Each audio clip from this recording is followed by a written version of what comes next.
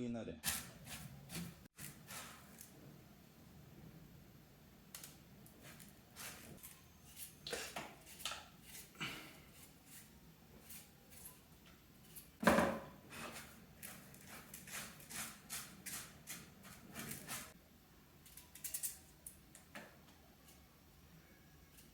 Kiramani ni dade mwiza. Dade mwiza gute se? Wewe ko ufite so w'intare? Kiramani kuba yitwa dade si ibintu byamugwiririye, ahubwo yarabikoreye kandi aranabikwiye. Je ntago ndagira amahirwe yo guhura nawe, ntago nakuburanya. Uretse kuba ngo ntago wamburanya, hari ikintu ndakubeshya.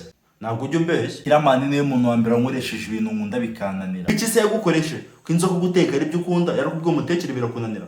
Nawe umva ahantu wisugera, nta kindi kintu uzi nkunda. Ubu si ikindi kintu ukunda kitari uguteka n'ikira. Nubwo turi impanga mise mbibona kutanzi neza. Amagi twavuye mubanza buri wese yaravuye mujye. Usi ikindi kintu ukunda cyane n'ikira.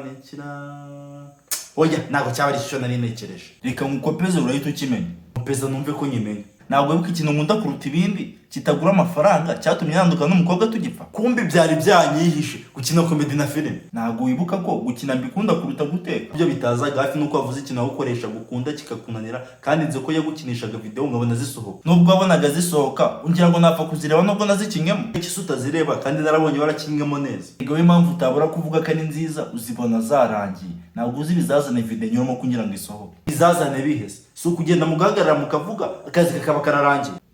Ngo guhagarara tokavuga. Yego yini mukagenda mugahagarara mukavuga video ikabiruzuye. Nta n'isoni ufite zo kuvuga nka video igahita yose. Isoni zikise ariko uyobeye ko mufana nubwo turi impanga. Ubwo mfana njye hari video natareba kandi ari njye wayikinyemo bite n'ibizazane mba naranyuzemo. Kubera iki se nyine utazireba? Ntabwo ushaka ko zigira views nyinshi.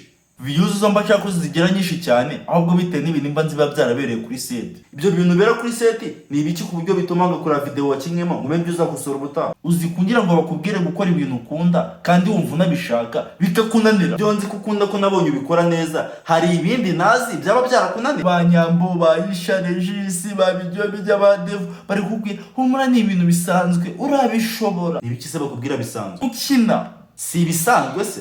So kugenda mugahagarara mukavuga ibyo muba muri kwita ibisanzwe nibyo byananiraga kandi numva nshaka kubikora. Ukuvuga ko byakunaniye nabonye ubikora neza. Waye kuko mfana ibyo nakora byose ububona ari byiza ariko nanjye ubuzi kundu biba byagenze banyambo ba dev bose uti humura urabikora bakandwaza nkajya kubona video uruzi ariko ibivuye mu menyo ya rubamba biba byananiranye. Nabyo narindi noneho video bigisohoka byagoranye. Ugorana gusa se uzi ibibazo bibera kuri set nagahisi ikimubwiye nagatonyanga mu nyanja. Njye mbona musoro tu video twishi nagira ngo ni ibintu biba byoroshye. Vuga ibibazo wumvishe gusa vuga n'amafaranga y'umuntu ahagendera agahisi amafaranga waguramo ikibanza mu Bugesera mu kanya nkako guhumbya yose abashize. Wigeze utuma amafaranga yagura ikibanza byihorere mu kanya nkako guhumbya uhita ukuraho. Ibyo byo guhumbya byo byihorere mise mbyumva ko wahumbije ubwo komeza umbwire kuri Kiramani numvishira mu papa mwiza cyane. Vuga uti dadi niwe muntu wa mbere ugukubita sene nyinshi atitaye kuri umwana muri ibyo bintu. Zamatsiko yo kuzahura nabo ndumva umunkundishije. Ni umudadi mwiza cyane nanjye nkumbuye guhura nawe akangurira n'akantu. N'ibigwi numvisha afite tugomba kuzamwongereraho ka mwiza akajya yitwa dadi mwiza.